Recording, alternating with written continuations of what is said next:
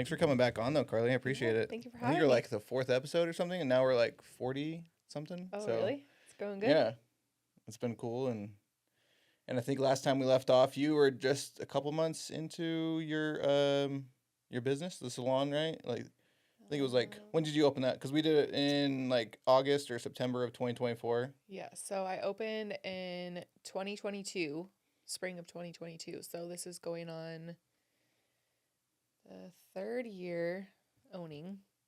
Oh, I was way off then. I thought you had just barely finished Yeah, no, I the think I was construction like, part of it at the new spot. yeah, I think I was like 2 years in. Oh, okay.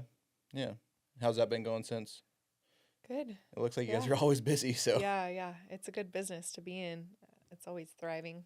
yeah, it's a cool spot too. Yeah. So And when right there. I guess when you get good girls, they treat their clients well, then, people like to come back. So, That's it. Yeah.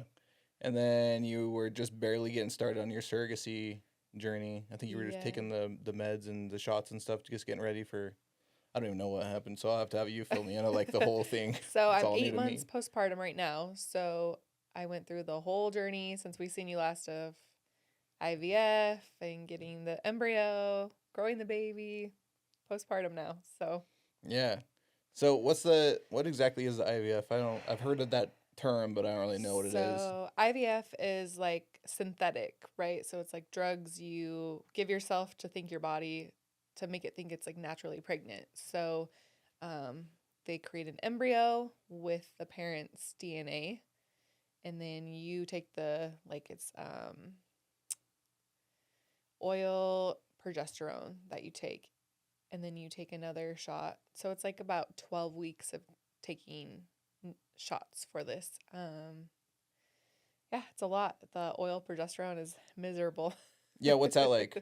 What Oh, does that well, do? um, so when you're naturally pregnant, your body makes that, right? So to trick your body into thinking it's making its own, you have to take these drugs to help boost it, to help the pregnancy stick and everything. So um, the IVF clinics go off a natural cycle. So like like when a woman ovulates and all of Hmm. that, then that's what it mimics. Okay. Yeah. So is it like just 12? So you got to do 12 weeks, and that gets you to a certain point, and then that's when they want to start doing like the. Well, you start taking the meds prior. So let's say like 5 to 6 weeks prior. And then when you go get the embryo inserted, then after that, then you take it for another 5, 6, 7 weeks after.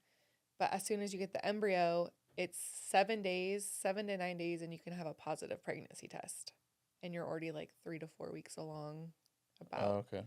So that helps because those drugs help. Like the embryo's already created, so everything's boosted along. So really, like you're a month ahead in the game So once going you get into the like embryo. even before that part, like for them to pick you and all that, like how does that whole thing work? And then Yeah, like because you have so to know when you're gonna start taking the shots, and then like there's other stuff that leads up to that yeah, point. it took me about a year to get like applied with the surrogacy agency, then for them to run medical background, then like a criminal background check because they want to make sure you guys aren't criminals when you carry someone else's baby. And then you go from there, and then you have to match with a family. So you have to like them and they have to like you. Could be from anywhere, it could be from overseas, it could be from the US. A lot of other countries ban surrogacy in their countries. So, like, Italy just banned surrogacy. There's other countries like Israel, they don't allow it. So, they have to find American surrogates to now carry babies for them.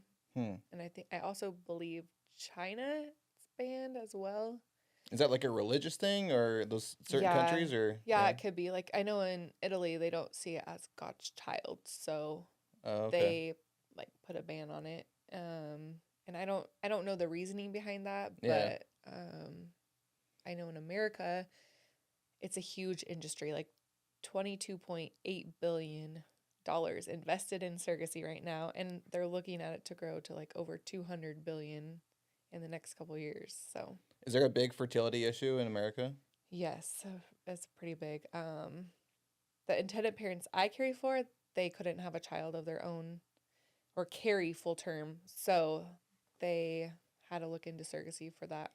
So do you think that the fertility issue is like has stuff to do with just like genetics or things that are, I don't know, people say like things that are in the water, but like is it really like food You issue? Like, almost think it's in the water, but yeah, so it's based from family history, and then the women that usually can't carry, they usually have like cysts or other um problems with fertility due to something in their life where what if it started whether like when they first got their first menstrual cycle. But they say when you're in the womb, your eggs are created, they're predisposed, right? So if you something happens to you, like the baby in utero, and they don't drop enough eggs because they say it's predetermined, then sometimes that has an effect. Um, there's just a lot of different things, whether it's health, diet, vaccine injuries, or other stuff like that. It's pretty big. do most people just end up finding out through a doctor that they can't have babies? They have to go through like a fertility doctor or something, or is that Yeah, something like you're? usually the stories I've heard of couples trying and then not being able to conceive, then they have to go the next step to a fertility doctor. Then they have to be on the meds to try to conceive, right? So then um, people probably are trying for years and years before they realize they have to end up having a surrogate. Yeah, dang. Okay, so then you went through the whole background check, and you remember you said that your husband had to go through the background check too, so it was pretty Yeah. extensive. Yeah. And then you didn't tell him either. I didn't You tell just him. told, I mean, it's kind of like that. Ask for permission or ask for yeah, forgiveness later. Um, so yeah, he's still a little sour about it. yeah. But after the whole experience, he is now on board. Yeah. So when you start taking the shots, what kind of side effects were you getting with that, with like making your body think that you were pregnant? I didn't really have any side effects. I did have a little bit of weight gain, but that's, when you're pregnant, you do gain weight. I think I gained like 50 pounds Through the whole pregnancy? for the whole pregnancy, yeah. And that's been about, so prior with my two kids carrying them, I gained about the same weight. So, Okay. So then at what point do they do the implant? How does that work? so I think it's about the 5 to 6 weeks into taking I can't remember the full time of taking the shots. It's kind of a blur, but it's Lupron. You have to inject with a smaller like insulin needle in the stomach area, and then you have to go towards taking, when you get off of that, then they have to regulate your cycle. And then when they regulate that, then you start taking the oil progesterone. And that stuff is crazy. Like, I looked at the size of the needle. I'm like, that has to be inserted in my back. Oh, geez. And my husband does not do needles. So I had to give them to myself. And that was miserable. Was that like a 20 gauge needle or something? Well, you have to like draw it up. Yeah. With, I think like it's like an 18 gauge. Yeah. And then you have to insert it with like a 20 gauge. Oh, geez. Yeah. Yeah, for my TRT, it's like draw with an 18, but then you got like a 25 gauge for insert, so it's not terrible, but Yeah, it was a pretty large needle. But I was like, when I first saw the 18 gauge, I'm like, holy. Ugh. yeah. How often do you have to insert? You have to do the same time every day. So Oh, it's one injection a day at the same time every day for the amount of weeks that they recommend. is it a pretty big dose each time? I want to say it was like 1 milliliter or 2 milliliters. That's pretty big, yeah. I can't. It's kind of a blur. Yeah. It's kind of like that pain you kind of block out. Yeah. But I would say for people that want to look into surrogacy, that shouldn't defer. I mean, needles Yeah. shouldn't defer. It's just, Right. it's a short-lived pain. It didn't like scar me for life. Yeah. But I mean, if you are someone that hates needles, definitely wouldn't recommend this for you because it's a lot. Yeah. On the parents' side, the biological parents, I have a buddy that was talking about they did the whole IVF thing and they got to pick like kind of if it was a boy or a girl, like because they can tell, I guess, from the eggs or something, right? Yeah, Is so that when going they in? create under a microscope or whatever, they can see if it's a male or a female. So And they that's in the egg, right? yep, Yeah. they have boys and girls saved. So they picked a girl for their first child, and then I'm hoping they pick a boy for the second one. We'll see. Yeah. Yeah, he was telling me how expensive it is for just storing the eggs. Like you have to, like they said they bought it in bulk. which I guess you can buy. So they got like a deal for storing it for 3 years, but he's like, it's around like $900 a month just to store them. Oh, I'm wow. like, That's yeah. crazy. Well, once Yeah, you I get don't. to like the month to month, you can buy it a little bit cheaper for the duration. But then once you get to month, it's like $900. I'm like, Holy woo. Toledo. Yeah, I asked the intended parents if they would ever think about relocating their embryos here, and they said no. Because it like the transfer fee and everything, you don't know if they're Oh, gonna be safe and transfer because they have to stay frozen. It's like yeah. I think like -200 or something is what they're stored at. Oh, wow. Like they're frozen. That's crazy that it'll still be okay. Yeah, Like that cold. yeah, I that's guess crazy. that's the whole Star Wars thing, right? Or whatever. Yeah, Captain yep. America, all those times that they're just frozen. So where did you have to go to get implanted then? Did you have to go somewhere So else then? there's fertility clinics all over the United States, but they had chose one in New Jersey. So we have to fly out to New Jersey, and then along with that medical pre-screening, the fertility clinic also does their own pre-screening as well. So there's all these crazy tests. Like you could carry this type of sickness through your semen that I forget what it's called. I would have to see. But they have to test everyone for that to make sure it's not carried by Oh, wow. any of the parents or the surrogate carrier. Yeah. And then yeah, I had to do it was like a water ultrasound where they filled saline and like had to ultrasound me, make sure my ovaries were good and all of that. And then Like an IV saline and then, or how do you mean saline? What does that mean? yeah, they like filled it inside to do like an ultrasound of your ovaries. Oh, okay. Yeah, and then I had to get blood drawn, and then you have to sit down with a counselor and actually like talk to a counselor and take a test, and there's just a lot that goes into it because it's not just carrying a baby. You have to be mentally stable and physically stable to do it. You can't have some psychopath carrying a baby. Yeah. You see all the Lifetime movies Right. of Yeah. of the crazies. But yeah. Does it affect at all like your capabilities of having another child on your own later on, or is this just completely separate? No, it doesn't affect it. They actually want you to have one child of your own before going into it. That's the qualification for surrogacy, is Just that kind of to you show that have to you're be a already, U.S. yeah. citizen, you have to have one live birth healthy, and then they have to be able to look at your medical records and judge if you're going to be stable for carrying more babies in the Does it future. matter if you had a C-section or naturally? So they recommend not more than 3 C-sections for a mom that's had more than they say you're at risk. Oh, okay. But all surrogacies are technically high risk pregnancies because of how they're formed. Like the placenta doesn't attach the same as a normal pregnancy. Oh, really? Yeah, it can. Like your body knows the difference? So I had an incident after birth where I had a hemorrhage because my placenta didn't come out all the way. 6 weeks postpartum, it decided it wanted to come loose, and my husband was rushing me to the ER at like 12 o'clock in the morning, going into surgery at 1 o'clock in the morning. Oh, wow. Yeah, it was pretty scary, but So we lived. is that normal for something like that to happen, um, or? I had asked the doctor, and they said sometimes the way the placenta attaches could, that's why it could have got stuck in there. I don't know what happened after delivery, if they just didn't measure it or if they had measured and didn't know like a bigger chunk was stuck in there, but I didn't have any symptoms of like fever or headaches or anything like that prior. I just one day, 6 weeks postpartum, it decided it wanted to come loose. Wow.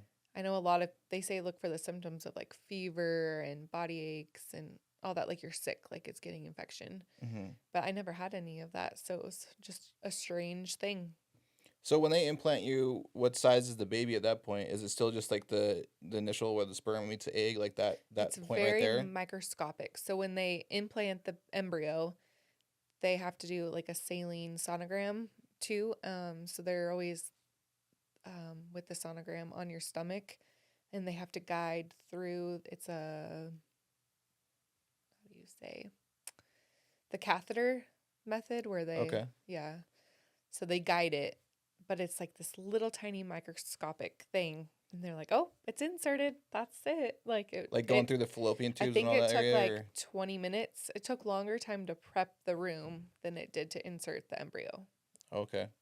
So do you have to wait a certain time to see if it took, or like how like that it's Yeah, got it in a stable so condition, or I had taken a normal pregnancy test at 7 days and it popped positive. But then, so with the surrogacy, they have you go for a blood draw. So I was having to go to LabCorp in the fertility clinic here in Boise to get blood drawn to see about the HCG levels or whatever, the levels that you're tested to know that you're pregnant. So they okay. would be really high. Yeah, because I was wondering if you would get a false positive by all the other stuff that you were taking beforehand, like for the Yeah, 12 weeks. Would you that? would think so. I Yeah, mean, I was in hope that that was okay, it's positive. yeah. I had a tip from another surrogate friend that did it. She said, eat a lot of pineapple. And so that week I was eating like pineapple smoothies and stuff. And they say some that in enzyme in the pineapple helps the little embryo stick in there. So Hmm. Is that just like a tip that works for I guess like they had, surrogacy, or is that like something that? I guess scientifically they found that the enzyme in the pineapple, for whatever reason, helps. And so all the surrogacy companies are like, just eat a little bit of pineapple before and see. Hmm. So I don't know if it's a myth or if Yeah, I didn't know if the that'd be like facts. something that helped too for like people that were naturally just trying to have babies, if they should just eat a lot of pineapple, I or don't know. You would if think that was like a maybe. thing, or I don't know. Guess you would have to ask your doctor. Yeah. So then you have to go back in after the labs then, and then they do like an ultrasound, make sure it's growing and stuff, or how Yeah, does that work? I had to go once a week until I had a heartbeat on the embryo. Okay. What So was that like when you found out there was a heartbeat? yeah, it's awesome. I mean, to know like, okay, it's stuck, like everything's going well. You're really excited. And I had the intended parents were there for the whole time. You know, they would come to the appointments and sit with me through them. Not the blood draws though; those are just like easy, Yeah. like go in and get them drawn and then send them back to the lab. The big moments. Yeah. Yeah, the big moments they were there. Yeah. That's cool. Did they have to travel all the way from New Jersey then, or every time to come out? Or how um, does that work? That'd be like expensive.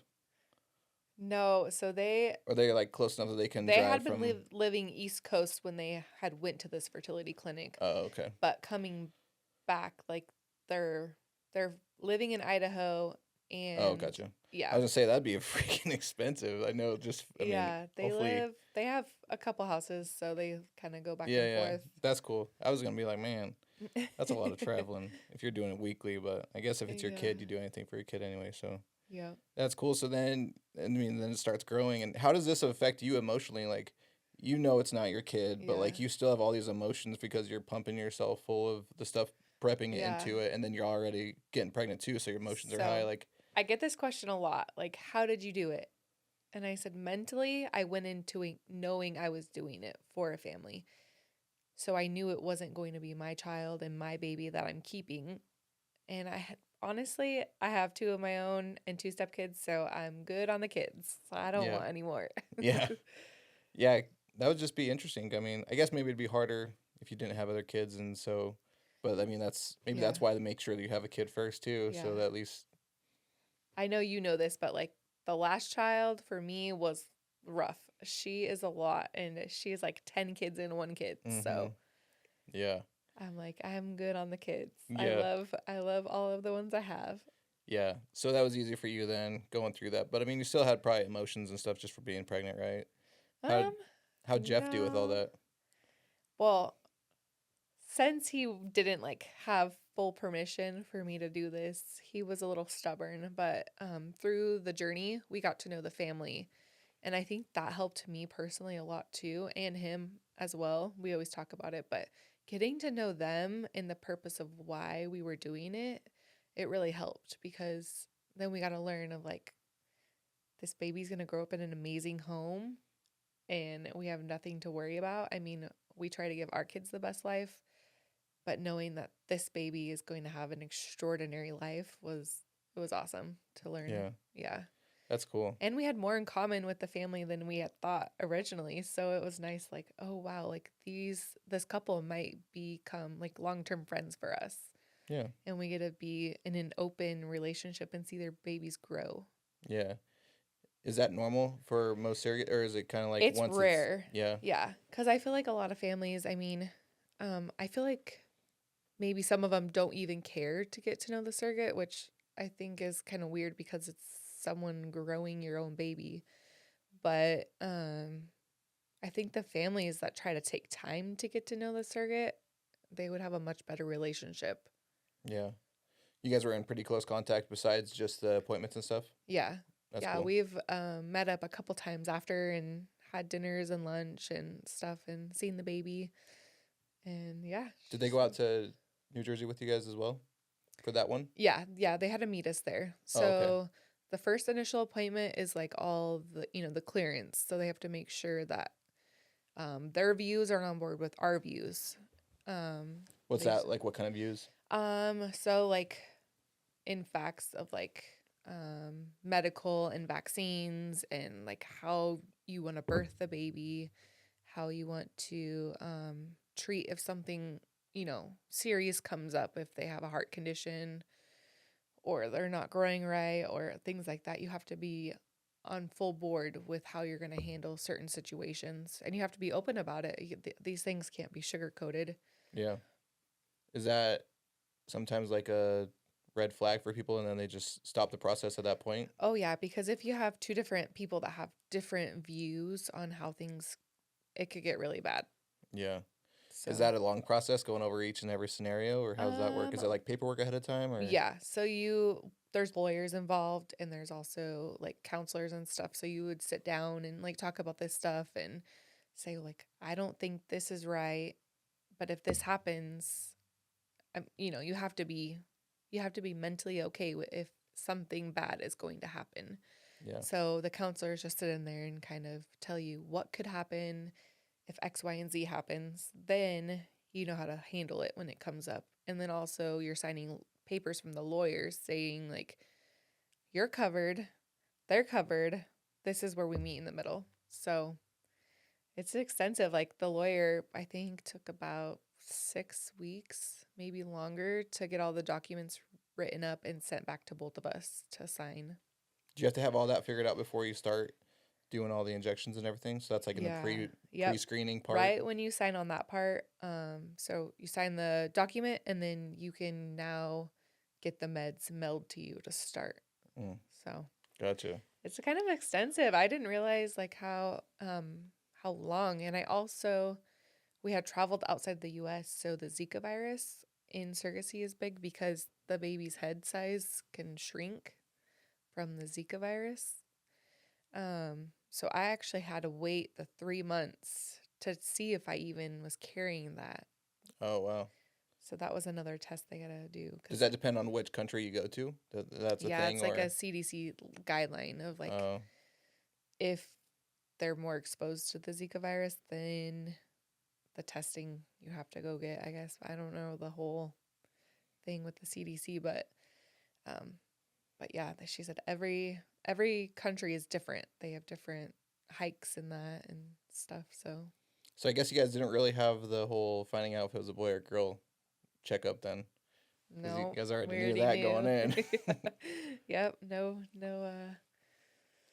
experiences, but So what was that like for you managing doing, I mean, being a parent already of two kids plus two of the step kids and a full-time job and now you have the surrogacy on top. Was it a lot going on or was it just like another day in the office for you? yeah, it was definitely you're pulled in a lot of different directions, but I told myself it's okay to like take time for my family and for myself during this experience. So, um I stepped back from the salon just a little bit, not I mean, all my clients know like, "Oh, she was in there working all the time," but Yeah. I had set different hours for myself of like I could go home and rest before having to grab my kids from school and then um with my stepkids like their sporting events and graduations and all of that, just making sure I was able to be there for that. Yeah. What did your kids think about you having a kid that wasn't going to be there, brother or sister? Or I mean, I don't remember what did you Well, say it was? A girl? my yeah, Yeah. my two little ones, they would acknowledge like I had a pregnant belly, but I had told them this is for another family, like we're growing it for another family, and I just wanted to teach them how important that is to help someone out like that. Like it's the most selfless thing you can do.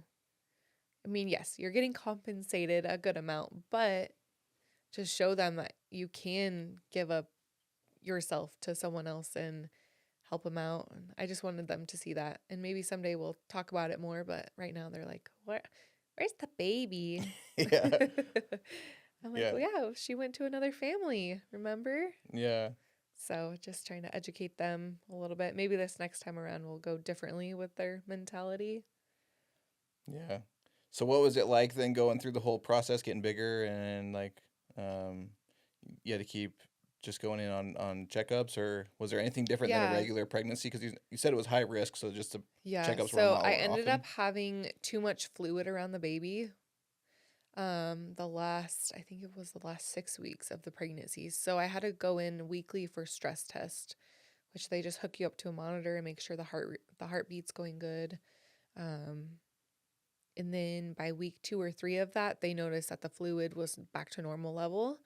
And by that time, I was already almost due. So they just had me keep coming in for weekly checkups just to make sure baby was fine. She was healthy and happy. And she was 8 pounds, 12 ounces, like 2 pounds bigger than my kids were. So it was a lot. So what was the birth like? Did you guys have to get induced, or did you just naturally break your water, or how'd that happen? Yeah, so I had been induced with my kids prior, so the doctor's like, let's just go ahead and induce you, set an induction date, and if you go into labor before that. Um, but I don't have C-sections, and so we just did the Pitocin and then naturally birthed. So yeah, it took about I think 10 to 11 hours from like start of Pitocin to breaking my water to delivering her. You said you did a So natural birth, no epidural? oh no, epidural. Yeah, Oh, I yeah. was like, No, dang. naturally the other way. I had a buddy that had, both of his kids have been done natural and no epidural, and I think they did both home births too. And I was like, dang, dude, you're Yeah, I really wanted the parents in there.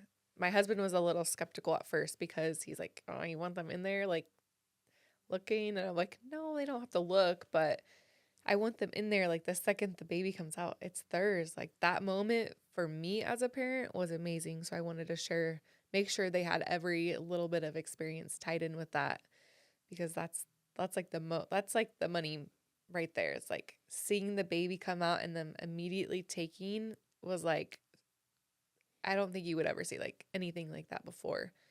did they do skin on Just skin and all that good stuff? yeah, so the Yeah, tear like just the experience in the room, like the how do you say it? The like the just the aura. feeling, yeah, the aura from them was amazing. My husband was a lot of help too, so I was like the first time he ever helped that much. Yeah, not like that for the other two kids though, huh? But it was really nice having his support in there because I was like, wow, you actually helped Yeah. lift my legs and um, help rotate me, stuff like that. That the nurses needed help, or the doctors and said, okay, we'll make her comfortable, or stuff like that. I ended up having the labor shakes for like 4 of those hours. What's that? I don't know. Sorry. So it's like when the adrenaline's too high, my body couldn't flush it. Then you just start like convulsively like shivering, like you're cold, but you're not, and your body's like trying to get out the adrenaline because the contractions are too close together. Mm-hmm. And so, yeah, I was pretty miserable. They're like, "Do you need a blanket? Do you need this or that?" And you're like, "No, I can't control it. It's just happening." Yeah. But the second that we gave birth and I calmed down, that went away. So that was Was that one the harder of the three of your births then? The hardest one, or nice. That was the second hardest. Yeah, I okay. think my daughter was probably the hardest and she was just stubborn like she is now. So she just didn't want to come out good. Um, but definitely, I mean, I think every single childbirth is an amazing experience. So Yeah, that's as awesome. much as it hurts and you're in pain, you look back. Like I feel like women forget so easily. Like we have this chemical in our brain that's like blocks out the pain or something because we keep going back for more. Yeah, I know. They say it's the worst thing, but then they always go back for more. So I don't know Yeah, how bad it can be. I'm just yeah. kidding. But we wouldn't have enough kids in this world if we didn't. So, Is there a shortage of other surrogate like volunteers right um, now, or does it seem like it's pretty? I mean, you said it was a huge industry, so I can't imagine it'd yeah, be too big of a shortage. I think there is a shortage just due to medical and all the background stuff because they weed out a lot of people in the cycle. So someone could apply and want to do it so bad, but then they could have 5 C-sections. So then that, you know, disqualifies them unless they go to their doctor and the doctor says, no, I think it's okay. I think you'll be safe. Sometimes they'll allow that. And also the fertility clinics weed out a lot of people as well. So like if you were, let's say like I was eligible for my first time, but then with my hemorrhage and like if I have any different stuff come up, then I could be disqualified for my second time. It's just depending on like what they find in my blood test. Like if someone were to have cancer at the time they're applying or anything like that, they'll make sure that it's treated before. But then that puts you at a higher risk of not being able to carry a child later. Yeah. What about those states that have like legal marijuana and stuff like that? Do they do drug tests? Oh yeah. And that You would have to disqualify you? be smoke free. Most of the time they don't like you to have like cats in your house. Like certain things like that. Like yeah, drug free, alcohol free, smoke free. How long do they So, want you to be alcohol free for? well, just the term of the Oh, just pregnancy. yeah, Yeah. okay. I didn't know if Yeah. that was like something They don't leading want up you to to it be where an they. alcoholic, Yeah, yeah. but like if you have like a leisure drink with friends on a weekend, I gotcha. then Yeah. yeah. I didn't know how strict they were. I figured they had to Yeah. be pretty strict guidelines, but Yeah. yeah, Just this obviously with time an of the alcoholic, pregnancy. yeah, Yeah. Yeah, hopefully. You would probably be disqualified if you had any addictions like that. So. yeah. What's the like process just to get in? Like you have to fill out your paperwork and then I guess you got to do the background checks, but Mhm. how many people actually get through the whole process? Is it pretty rare I to actually don't. go all the way through? Yeah, a lot, and a lot of people. I don't know. Once you sign the legal document, it's kind of hard to back out. You can always back out if you feel uncomfortable, but as soon as you go to that fertility clinic and you get that embryo, there's no backing out. You're in it for the long haul. What happens at that point, like if there's any issues with the pregnancy or it doesn't take or anything like that? Is there any repercussions against you or like Yeah, the so they have in the legal contracts, they have like if um if someone were to get pregnant with their own baby and thought it was the or the intended parents' baby, then they would have to pay back all that medical that the parents had paid for. So you really want to make sure it's not your own child. In our instance, my husband got fixed, so it yeah, yeah, definitely can't be our baby. But yeah. there's been stories of other surrogates that have got pregnant with their own child while trying to conceive the intended parent's child. So there's a mix up, then they're legally tied to all of that medical back pay and everything. So you Wasn't don't. that the plot of Baby Mama or something with Amy Poehler, right? Yeah, I don't even think she was pregnant though. I think Oh. she had faked it. Oh, yeah, but But they, I think she got pregnant at the end, but it just wasn't hers. It was like the boyfriend's or something. yeah, Yeah. yeah, they definitely do a lot of blood draws and everything to make sure it's not fake. So obviously you want to do it again, so I guess it couldn't have been too bad of a process for you then and everything Yeah. was good. The family had approached me when I had first met them and said that they wanted multiple children. And I was like, I don't know. I don't know what this looks like. So I told my husband, I'm gonna see how my first journey goes. And if it goes good, then I'm up for doing it a second time. And he's like, yeah, we'll see, we'll see. So now that we're postpartum, it takes about 6 months from new contracts to new lawyers to all this stuff to get. So we're just now starting our next round to get IVF again, hopefully in August. Oh, dang. Yeah. Dang. And so do they prefer, I mean, the parents, they would prefer to have the same surrogate mom then since they already know established relationships and everything with Yeah. you then? It took them over a year to find me. They had many attempts with other surrogates and it failed, or they just didn't get good vibes. But from the feedback I've heard from the parents is that everything can look good on paper, but if you don't have that great connection with the surrogate, then it's not even worth doing, you know? So they must have felt some kind of certainty with me after meeting me and signing the papers and everything that everything was going to go good. So What's that yeah. process like? Does your I don't know how it works. Like, does somebody just tell you like you had a match or something? You want to go meet each other? Like, Yeah, so I go through an agency. So the agency contacts me, emails me, and says, this person would like to meet you. And we usually meet on like a Zoom call. oh, okay. So we're all like on the camera on the Zoom, like, hi for the first time. My husband wanted to play a prank and like show up like looking like a gangster. Yeah. And I was like, no, first impressions, we're not doing that. But the agency was like, oh, that would have been so funny if you would have done that. I'm like, yeah, no, we're not doing that the first time meeting them. How many matches did you get before you got selected on this one? Um, so they were the first match and we matched, from the same area. Nice. Idaho to Idaho, which doesn't really happen. And they said that they had never had one this close in the whole time they've worked for the agency. They said the closest one before that was like a 2-hour drive. We're like a 30-minute drive. So it was just nice knowing that we were so close and that if I needed anything or they needed anything from me, that we were close by. And like we did the 3D images towards the end. And I had just set up that appointment and they just had to meet me there. So that was nice. They didn't have to fly in from another state to come see it or stuff like that, Yeah.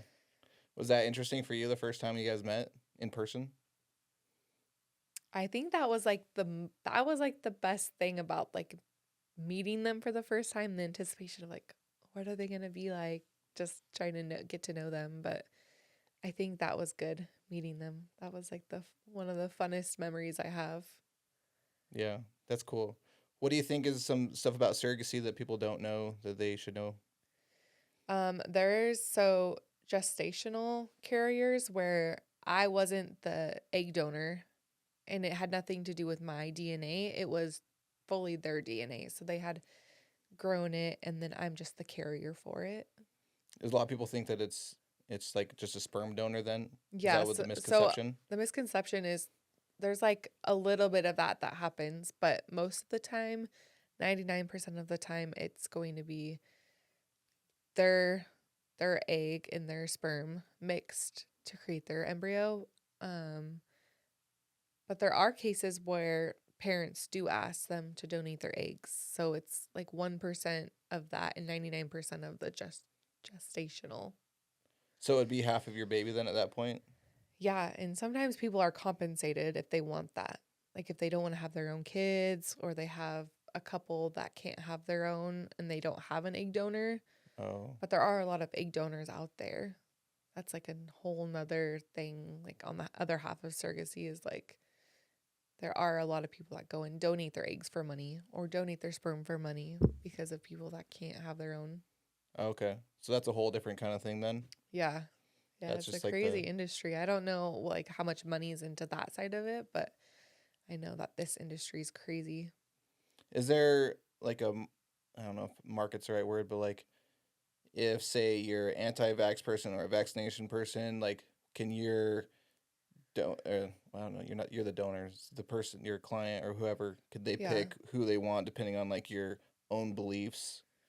Yeah, so usually I've seen on other agencies that they have like a list of like the parents they want to have like an open relationship after and they want to have a non-vaxxed surrogate and they want to have a vaxxed surrogate or certain things like that. So I had made sure in my profile to say like I'm a hairstylist, so I'm around chemicals. That I wasn't wanting to be vaxxed and like all this stuff that they had read in my profile that I was willing to do this or that, so having that stuff like written out is really good. I see a lot of people do that on like their profiles. So like it's almost like a dating thing where you're Yeah. like, That's what it seems like. yeah, You're matching, yeah, you're you're meeting up for magic. Yeah. dates, seeing how the aura feels. Yeah. Yeah. It has to be a really good emotional, physical connection, I guess, in certain different ways and friendship. And So what's the vaccinations then? Is that completely different than the stuff that you had to put in for the IVF? so when you go to the IVF clinics, they draw your blood and they make sure you're immune to all these things. So like I had already had the chickenpox as a child.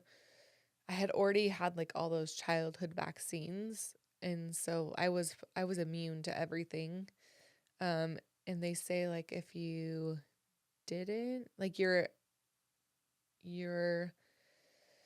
allowed to deny like the flu vaccine, the COVID vaccine, the hepatitis vaccine, like those type of things. You're allowed to deny those, but if you're not immune to them, they're more likely to say like, "Oh, we need to get it to where you are immune." I guess I don't really know the whole. Gotcha. And does that come into play too when you guys have to check what you're okay with when it comes to like vaccinating the baby then? Yeah. Or is that not your once it's Yeah, born? It's so not your. I was anti-vax, so I didn't want to be loaded up with a bunch of other stuff. So, just making sure that they were okay with that. I wanted to know like if this is a deal breaker, then I need to find another match because Yeah. I wasn't willing to do that. But what about after the baby's born and vaccinating the baby? Is that anything you have a say of or no? No, nope, Okay. it's all theirs. So, and then everything in the delivery room. So like I had to make sure they were okay with me getting an epidural and stuff. Like, are you okay with that? Do I have to birth it naturally? So they kind of have a lot of say in that as well. Would you have done it naturally if they wanted you to do it naturally? It would have been hard. I mean, I think I would have tried.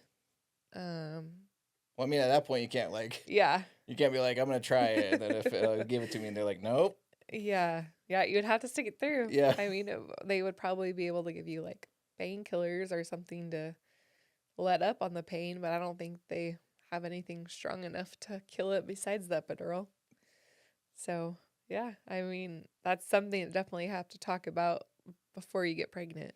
I So would that like couldn't an be like a deal epidural. breaker then, though. If you said I don't want the kid to be vaccinated, that's not even like a check mark box that you have to go through and agree on. That's just like, Yep, that's only if I don't want to be vaccinated. I have a say in that, but I don't have a say to what they're going to do with their baby once the afterwards. baby's delivered, then that's where your guys' contract is up, pretty much. It's in their hands. Yeah. Well, legally on a birth certificate, I would be the mom. But since the state has this form where you could fill out and everything gets transferred. Okay. So legally, this, I don't know if it's every state does it like this, but Idaho had it to where I was on the birth certificate and then the courts transfer it over to them because they're the legal parents. Gotcha. How's that gonna But be like later on when? Because you guys are gonna do like an open relationship. You guys like yeah. then the kids growing up, and then they'll just know like this is who Yeah, I carried you, and think then just knowing the story of like mommy wanted you, she couldn't carry you herself, but we had a surrogate come in and help grow you, and that's how we have you today. And I think that's an amazing story to. I don't think that should be hidden in a society of like, oh, I think everyone's more open to telling their child, this is how you came into my life, in my world, and we're proud of it, you know? You yeah, came here happily and healthy, so that's cool that you guys will be a part of it too, and you'll be able to watch I that hope we kid. can have like a long-term relationship Yeah, because for me, seeing that baby grow and like how amazing she's taken care of in this family, it just makes what I did have more of a purpose. yeah, that's awesome. How many do you think you want to end up doing? I think I want to just have the one more. Now if there's a high likely possibility that they could insert one embryo and one embryo splits into twins. Oh dang. I would be okay with carrying that, but I don't want to have like twins inserted. I just think that Oh, would can be that be a miserable. possibility? You can do Yeah. that. Yeah, you can do multiple they can do up to 2 embryos, I think. So you could possibly be carrying twins to start out with, but then the embryos can actually split once they get inserted. So, And you could have quads. yeah, that would be crazy. No. Dang, that's crazy. I guess there was a whole bunch of this I never even knew about. Yeah, I guess early on the fertility clinic here, they had a lot of triplets born because they were inserting 2 or 3 embryos at one time. And so there are like a high amount of triplets and twins in this area from that. Dang. Is that just the same contract, or once you find out that there's multiple, do you have to renegotiate the contract at that point? Yeah, so if they do happen to split, then at the end of the pregnancy, then you start getting paid out for the double. Dang. It's not too much more, but you do get compensated for having, and then like if you have to have a C-section or a surgery or anything within the postpartum time, then you get paid extra for that as well. Was any of this out of pocket for you?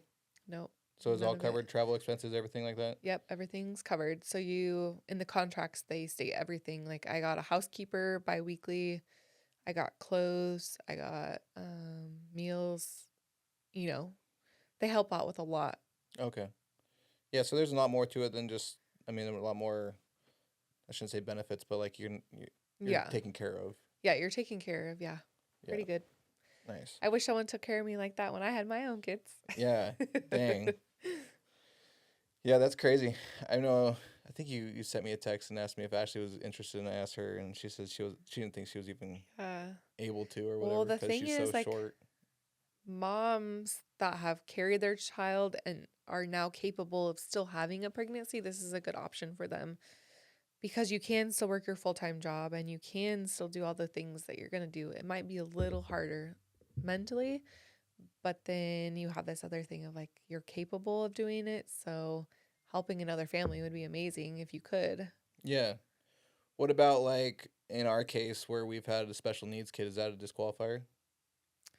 I don't actually know that. I think through like the testing and stuff, but it's not your egg and your sperm. So the genetic Yeah. Okay. disclosure there, I don't think it. They would look more at like if all of them were healthy in the womb and stuff like Yeah. that. Then Yeah, I think they more of just look like at the criminal background and the blood test, like if you do carry something that you're not that you can pass to something in utero, they do look at that. right. Okay. Well, that's interesting then, because I was wondering that like when you said that I was like, oh well, but that makes sense that it'd be something that's genetically passed down, not like Yeah. something that was a disease. And that would be something you'd have to ask like their fertility doctors and Yeah. and like double check with them. But Yeah. Yeah, that's interesting. What else? What else should people know about the surrogacy thing? Because there's a bunch that I didn't even know, so I'm sure there's still more. yeah. Let's see any facts that I know. Do you does it do any different if like the donor is from out of the country? Like, is there any other protocols? Like, if they want you to go and get like implanted in another country, would they do that, or would they have to ship it into the So U.S.? usually it's not legal, so that's why they have a US based surrogate. Oh, so So they would come here and then yeah. put all their So eggs then here. someone from out of the country that's looking like the intended parent that's looking for the surrogate would have to like find a fertility clinic in the US Oh, okay. to take them on, and then they would travel here. I've heard of like other families that are from out, like they would come like 2 or 3 weeks before the baby's due, so they would only talk on the phone or come to the first fertility, transfer, and then they would just go back to their country and then fly back before the baby's born. A lot of so I know in California they have to go through like the embassy there to get now the papers to go back to their other country. Mm. So it depends on what state you actually carry. So I think a lot of the Would they have dual citizenship? I don't think so. I think once you like get the papers to go back to the other country, I think they're now a citizen of that country. Gotcha. Well, I'm sure they probably already got dual citizenship if they can afford to go and do surrogacy and all that too. It's not a cheap process. I actually don't know like too much. I know out of California, a lot of like the Chinese families were trying to get U.S. citizenship through their surrogate baby. Oh, okay. I don't know if that's stopped but I've known that a lot of people have got citizenship through that. Gotcha.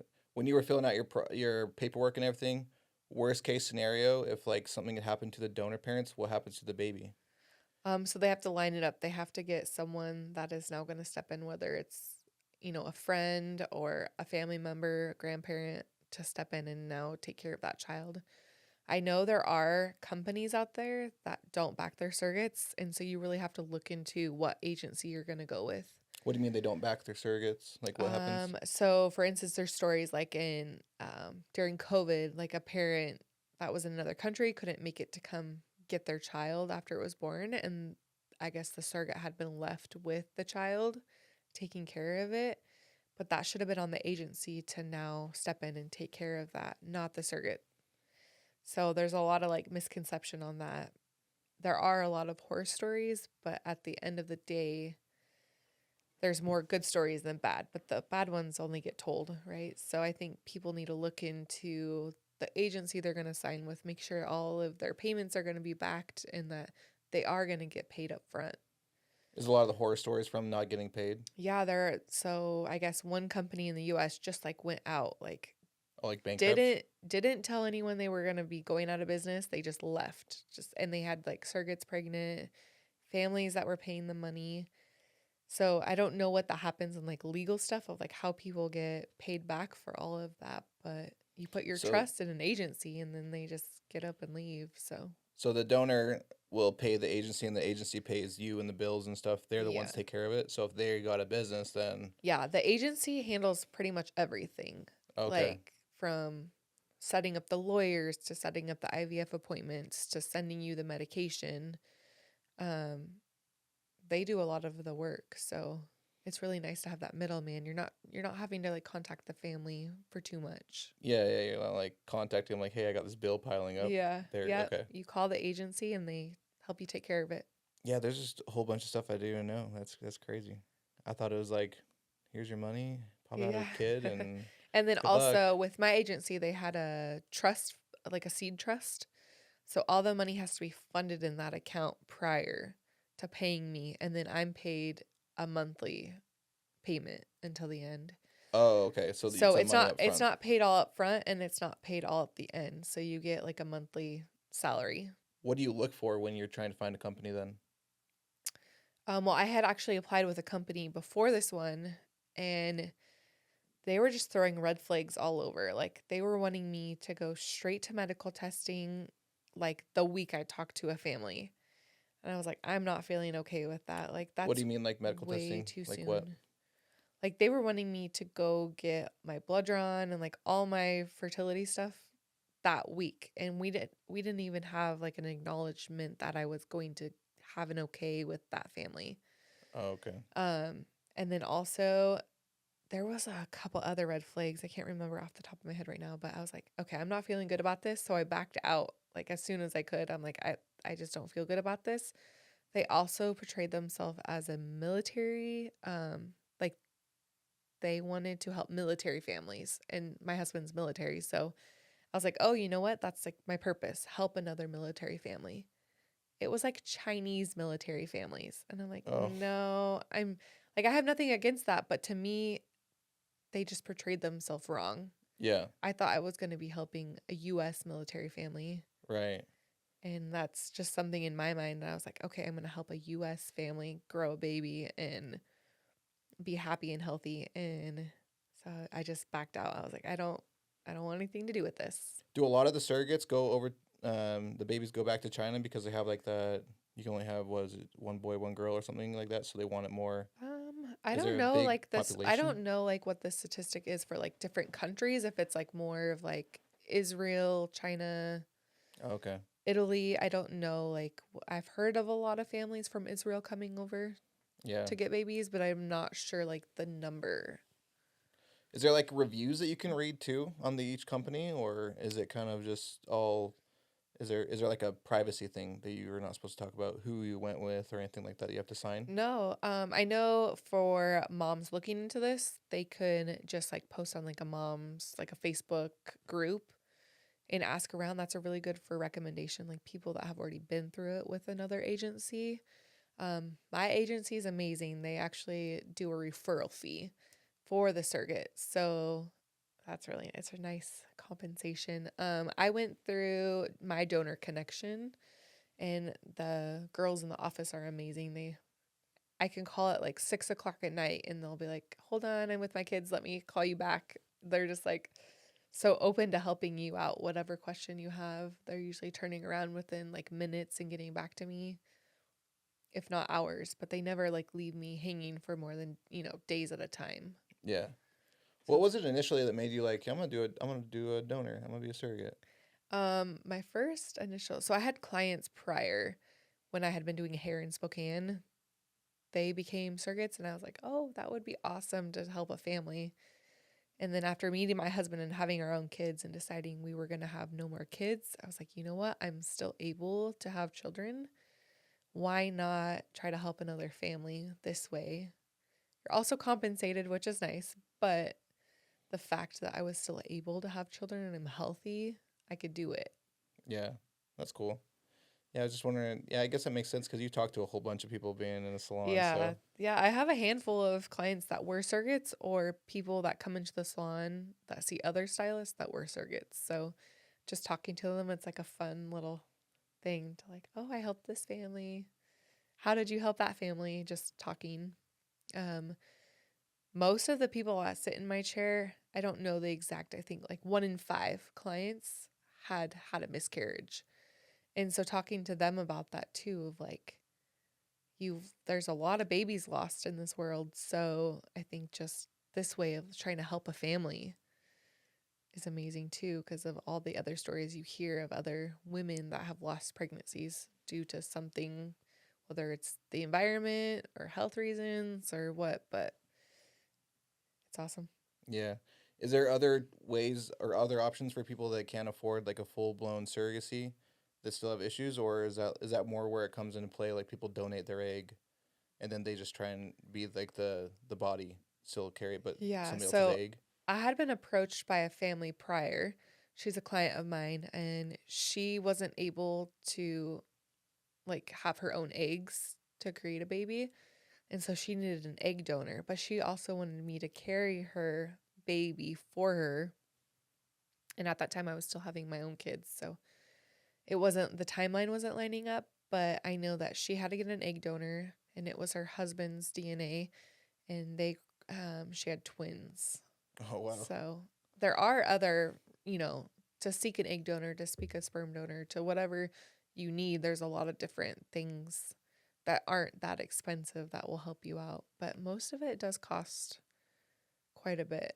Yeah, yeah. It's unfortunate for some people that are struggling that they can't come up with an option, but yeah, it's cool that there is other options and besides just a full blown surrogacy. So, um, yeah, on the vaccines portion, you sent me a lot of cool stuff that I just was interested in, obviously because my son's autistic and stuff. But um, what's some of the stuff on like the vaccines that just are getting overlooked nowadays that you've found on your own research? My own research for the vaccines, I have just seen that our body creates this amino acid called glutathione. And I've watched a couple doctors on like podcasts and videos say that when all this stuff, like whether you're taking acetaminophen or anything like that, it depletes the glutathione in your body, which helps detox your liver and helps create new cells, that it depletes it. And like our body can't get more. So we're not making more healthy cells. We're not detoxing our livers and all this stuff. And so, um, just through what I found out about the vaccines and stuff is that the glutathione. So I actually started taking glutathione recently. And I don't know if you're supposed to see like more energy and like a healthier skin balance and like all this stuff, but your body is generating new cells daily when you take that. Is that just like a gel capsule or what is that? Yeah, so I take it, it's a liquid. Um, it smells like sulfur, tastes like sulfur, but it's, you just take a spoonful, so it's not too bad. Yeah. So the aceta, whatever you said, I don't even know how to pronounce. Is that the Tylenol thing that everybody was talking about Yeah, then? so acetaminophen is in Tylenol, and they're finding out that because that depletes the glutathione in your body, that's causing the cells not to be able to regenerate. And so that's something with the vaccines that they're finding out that they're saying, oh, take the Tylenol when you get the vaccine because that will cut the chance of having a fever and all this stuff. But yeah, so there's just a lot of like backing through my research of like I'm like the amount of aluminum in a vaccine. So aluminum will settle in your brain is what I've read. I'm not a doctor, but um yeah, that's so like heavy metals that are in our brain sitting there in our bodies, in our bloodstream and stuff probably have a lot to do with infertility. Oh yeah. Well, yeah, I was gonna say, is that causing like the Alzheimer's and things like that when it's in your brain, or is that something? No, is that something different? I'm sure I think they like call it type 3 diabetes is what Alzheimer's is. Like in oh every other really? country Yeah. besides America, they call Alzheimer's type 3 diabetes. Yeah, and I think our world is like so starved from like through my research as well. Um we're told not to eat fat. We're told not to eat salt. We're told not to eat, all those things. But our brains need fat. They need the healthy fats and the salts that hydrate us and keep us going. I think a lot of people are so dehydrated. So like eating those good healthy salts, those mineral salts and all of that help too. Yeah, you were telling me about Celtic salt, right? Yeah, me and my husband, we do Celtic salt and usually like on our steak or in our water, but um it just makes you feel good after you eat it. You don't feel like swollen or anything from it. Like your body's digesting it and like breaking up the minerals. What's the difference between that and like Himalayan versus just like regular table sodium salt? Well, regular salt they say has iodine in it, but it oxidizes, so you actually are not getting the iodine you need. So the table salt and then like the Himalayan salt, I believe doesn't have like half the minerals that the other salts have. So, I mean, I know they do have a little bit of minerals in them, but our body's lack of all that, like magnesium and everything that helps absorb the other nutrients in our body. Okay. Yeah, I haven't looked into the Celtic salt thing, but I've heard good things about Himalayan. So we've always had the Himalayan from like Costco or whatever. But Yeah. where do you get Celtic salt from? Is that just Amazon or I something? had Or seen like other influencers like through doing the carnivore diet. They need yeah, all those salts because they're depleted.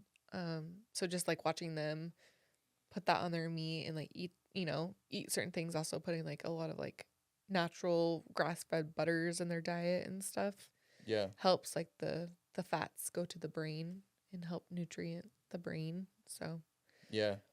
What like in your research, what is a good healthy fat then? Just like I mean, well, I you know don't like want the like the seed omegas, oil fats. Those are bad. the seed oils. Okay, Yeah. yeah, I keep hearing about those. I haven't looked too much into that either. Yeah. What Those are was going to be toxic for you. So like anything with like a soybean oil is going to be really toxic. So you want like the whole fats. So like if you were to make your own butter, you would use like heavy whipping cream and like whip it past the whipped cream stage, and that would make a whole fat butter. But yeah, just like having those heavy creams or like they say like the cottage cheese fats are really good. The avocado fats, avocado oil, what olive percentage of your oil. diet should be that kind of fat? I don't know. I know it's more than a lot of people. A lot of people are trying to stay away from it to lose weight, but honestly, you need the proteins and the fats to help. Okay, yeah, I was just wondering because I was I like, don't know the percentage. yeah, because like I tell my clients to cut the fats lower because Yeah. a lot of the fats that they're eating are like crappy fats. Yeah, So, exactly. So if you're adding in the good fats, so like a but yeah, good fats thing, are important for sure. yeah. From my research, I know like through like the Alzheimer's and stuff that the brains are so starved of that stuff. And like I know in my grandma's generation, she was always eating those sugar-free candies and always doing low sodium, low fat because her doctor told her, this, that. But I feel like now doctors are starting to see like the brains are starved of that fat. So that's why I feel like the Alzheimer's levels are so high right now. Yeah, yeah. The nutrition books that I read, they say that you should keep your fats between like 20 and 30% of what it should be. But then I had a guy on yesterday too, and we were talking about how the more fats that you eat, the more weight that you can lose as long as they're good, healthy fats. Yeah. Because all calories are is like a measurement of heat, and so like proteins are 4 calories per gram, where fats are 9 calories per gram. But you have to already be eating like oils and things like that, like your omega 3s, 6s, and 9s, and those things will make your body heat up more. So then that'll melt the fat, but it's already got to be like a fat in a liquid form, right? Not just like he said not to eat butters and stuff like that, but Well, you definitely don't want this like the fake butters and yeah. all of that like that the country crock. My husband loves country crock and I'm like that's so disgusting. So what's the differences between the butters? I know one of them's like a Well, it's like a hydrogenated oil, right? synthetic seed oil. It's like nothing good for you. But like the coconut oils, the olive oils, and the avocado oils are probably going to be a little bit better for you, like how they're broke down. Yeah. I know I cook with coconut oil and olive oil a lot more. I don't like to cook with any like the soybean oil or anything.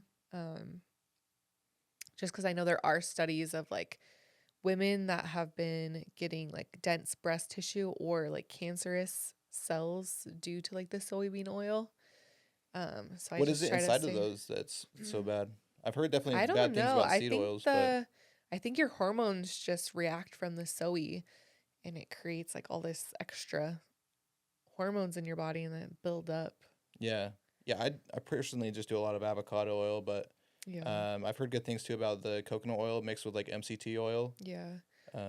especially for like ketones and things like that. But You could make like nice like salad dressings, like light, like vinegar, MCT oil. hmm They're really good.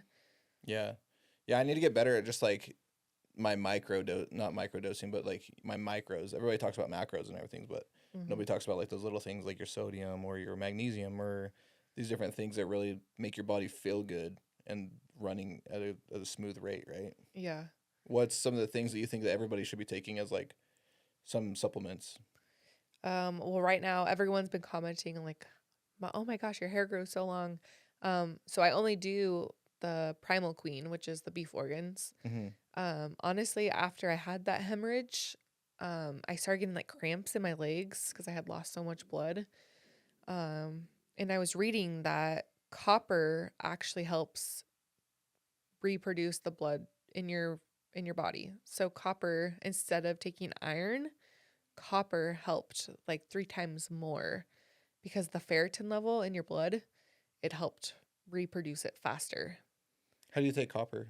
Is that just like a So capsule? Or? copper, yeah, copper is was in the it's in the Primal Queen supplement. And so I just started taking that, and honestly, within like 2 weeks of taking that, my leg cramps went away.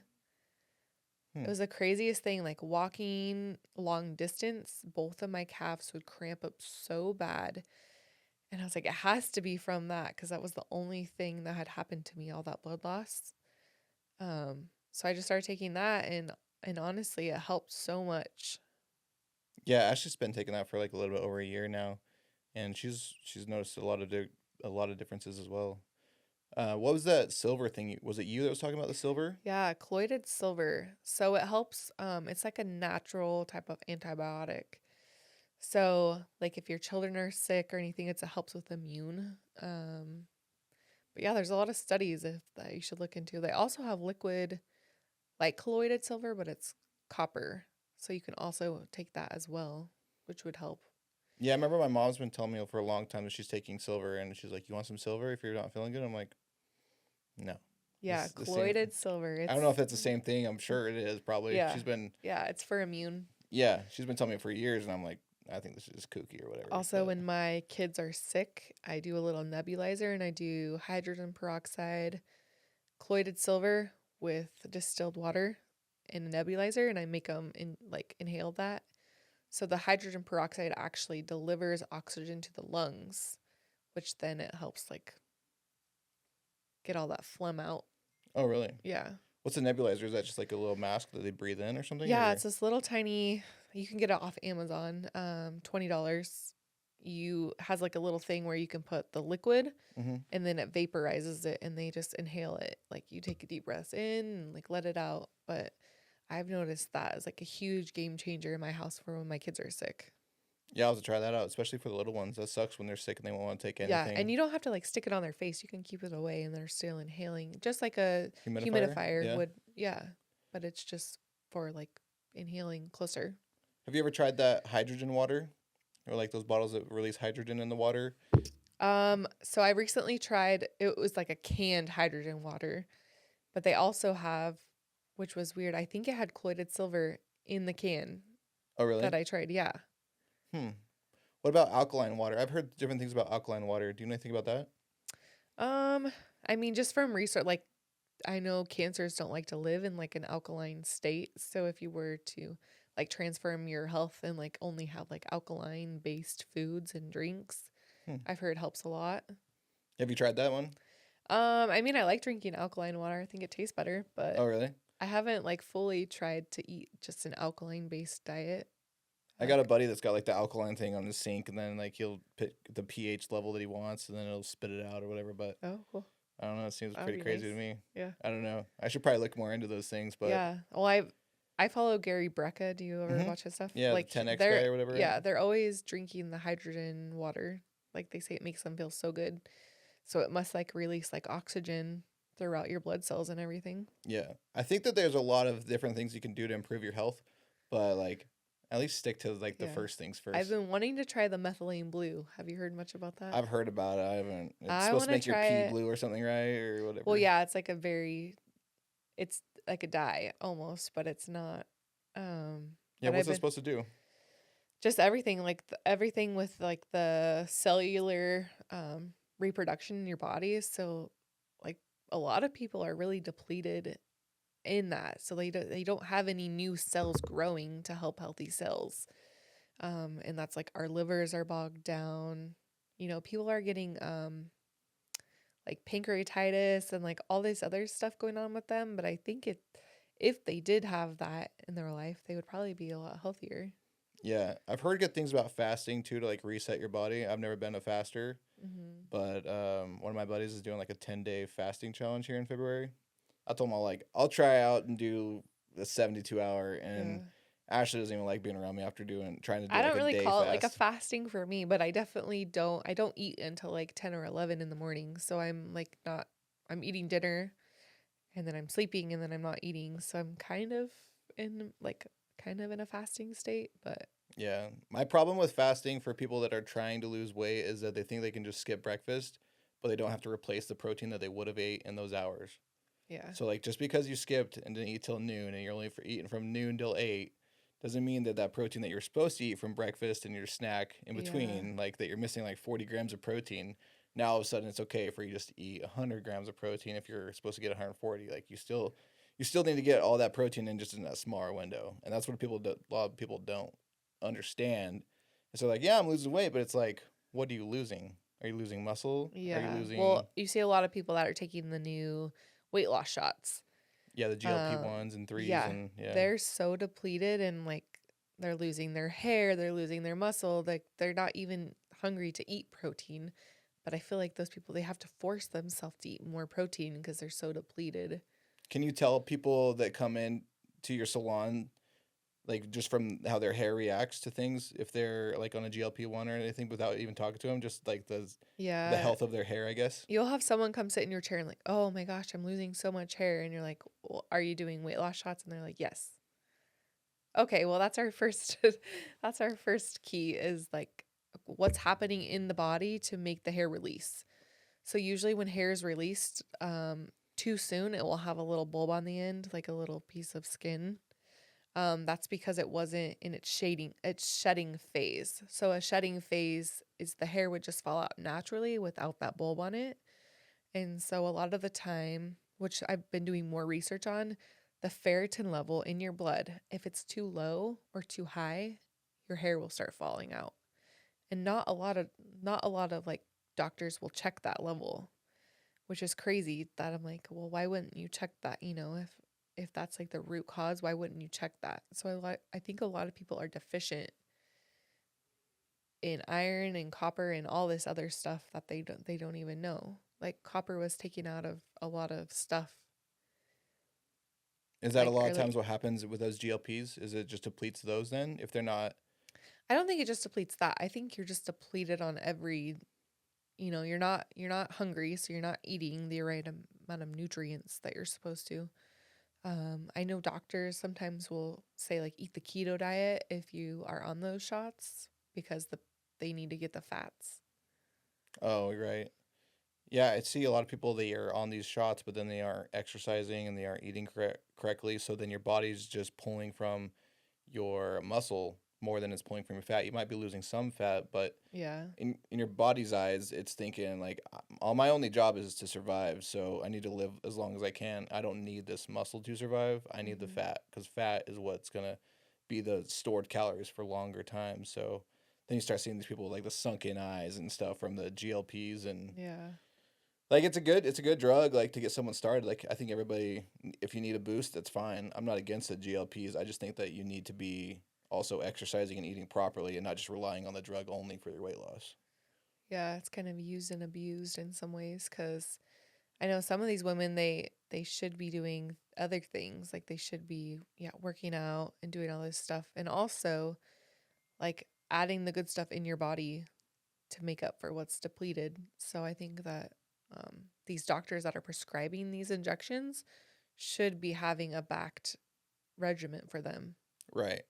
Yeah, not just here's your shot. Good luck. Yeah. Like here's your shot. Yeah. Here's your You workout plan. Here's lose your 7 nutrition pounds in plan. the first week of doing it. So. Right. Yeah, I mean, because you're gonna see weight loss, but that's just the thing. Like if you're not checking to see how much of the weight you're losing from your muscles versus you're losing from fat, then yeah, you're gonna see that scale move, but you're not losing it from the right direction.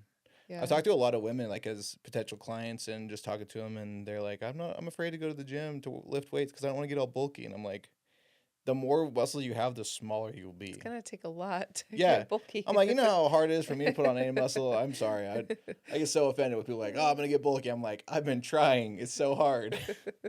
Like, the more you lift weights, the smaller you're going to get. And then you just got to stop paying attention to the scale because you got to pay more attention to, like, how your clothes feel.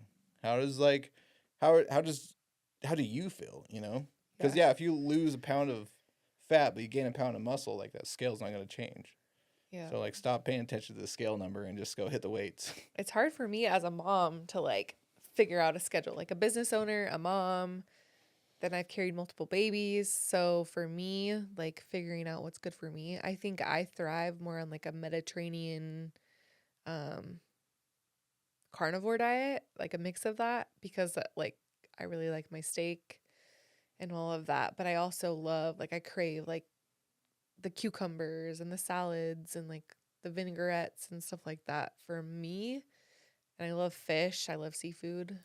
So I think that's like a good mix for my health. And then also just getting like those fats, like the butters that we said were bad for us and the oils that we said were bad for us. I like incorporating those into my diet, my everyday diet. Well, it's not that they're bad for you. Like it's just like in anything moderation. else. Just making sure that you're not. I mean, yeah, because like especially like the butters, if they're like high grade one, like you're talking about, or the oils that are high grade for you and they're good for you. Yeah, it's more of like, I don't know, when people are eating just these, you know, like if they're eating a lot of sweets that are high in fat, or they're eating things that they think are high in protein, but then you look at the nutrition label and there's more fat in them than there is protein. Like, you know, like a Hot Pocket or something like that. It's like 9 grams of protein, but it's like 10 grams of fat. So Yeah. it's like Yeah, those kind of looking at fats that. that you're like, Yeah. you gotta be watching. But if it's natural stuff, the closest you can get it to the natural state, like that's fine. Like oils, and it's when you start making those like oils into like whipped cream or like, you know, like hydrogenated oil or things like that, you know. Yeah. But I'm not against oil. Have you or seen fats. anything much on like colostrum? No, I'm not like the. So I've been seeing a lot. Is that what's in the breast milk? Yeah. So colostrum is made from breast milk. So Yeah. or it's in the breast milk. Yeah. For babies, but also they're now like packaging a lot of like dried cow colostrum, and I'm actually taking a supplement that's it's like For Life Transfer is the brand or the packaging, but it has cow colostrum. It has colloidal silver, aloe, marshmallow root, and it's a spray, and you spray it in your mouth. But it's for immune support. And so I think like they're finding out like a lot of this cow colostrum is high in fat, but it's like really healthy for us, I guess. What's it for? Is it just for like skin and everything? For immune, yeah. So you just do like a couple sprays a day. They say if you're like for kids, you can spray it in their mouth. If they're gonna go around and be at school or go to the playground or wherever they're gonna be around a lot of germs. Yeah. You could spray it for immune defense for them. Gotcha. Yeah, I haven't heard anything on that yet, but I'm sure it'll make its way around to my algorithm. Yeah, and I know I follow this brand Cowboy Colostrum, but I haven't tried it. I'm sure I want to try it, but I haven't yet. What do you take on the regular then? Like, what's your daily? You taking the Primal Queen and Yep, this colostrum? I just take Primal Queen at night and then the colostrum spray in the morning, and that's all I'm doing for like a health regimen right now. And then just trying to eat like more of a protein-based diet. Yeah, I seen your guys' sick garage gym now. Your guys' whole transformed garage. Yeah, we're trying to get it transformed. It's pretty cool. So at least you guys have a home gym. That's cool. I could never do the home gym. I've tried, but I just can't get into the mind space when I'm at home. got kids at home, they're always interrupting or You gotta get something, or I get distracted in the garage. Like, surround sound and just pump the music. yeah, yeah, that's cool. Well, I've learned a lot just from this little time on the surrogacy, so I'm sure that there's going to be a lot of people that can enjoy this. Where's a good spot for them to get more information from that company that you're talking about, or just from Yeah, you? so I went through My Donor Connection, and the ladies in there have been really supportive. So if they have any questions or want to reach out, then they can definitely reach out to them and get some more answers. Tell them Carly sent you. Yeah, Carly referred you. Yeah, you got to get that referral in there. Yep. What about you? Is there anywhere that they can like reach out to you, or Oh yeah. Like Instagram or Facebook, or reach out to you to get my information. yeah, cool. Well, thanks for coming on. I'm sure we'll talk again. It sounds like in another year from now. Yeah, sounds good. That's crazy.